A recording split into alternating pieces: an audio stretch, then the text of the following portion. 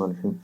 ځینو ملګرو په واتساپ او فیسبوک ګروپونو کې پوښتنه کړې وه چې څنګه کولی شو وایرلس ماوس له خپل لپټاپ او ډیسکتاپ کمپیوټرونو سره کنیکټ کړو او په مارکیټ کې اوس څو قسمه ماوسونه موجود یوه اضافي بیټرۍ مو ورسره واخیستله، نو اول به یې له ډبې نه خلاص کړو استفاده تر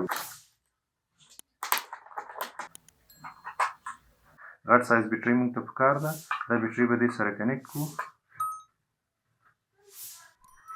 کله دا کنیکټ شو ماوس دغه د ماوس ګایډ ته که غواړئ ترې استفاده وکړئ. خپل وایرلس ماوس کې بیټرۍ مو واچوله، خلاص هم کړه. د هغه نه پس به اوس کمپیوټر سره څنګه کنیکټ کړو. لومړی به د دې یو اس بي راواخلو. دا یو اس بي ده، دا به راواخلو د کمپیوټر د یو اس بي پورټ سره به یې کنیکټ کړو.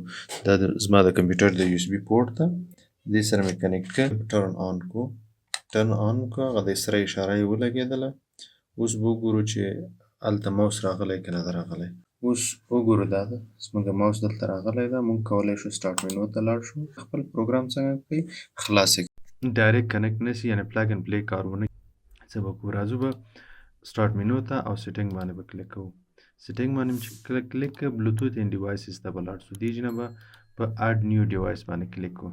دلته موږ کولی شو که چېرته بلوتوث ډیوایس وي بلوتوث نه یې کنیکټ کوو، کلیک کوو ایوریثینګ ایلس.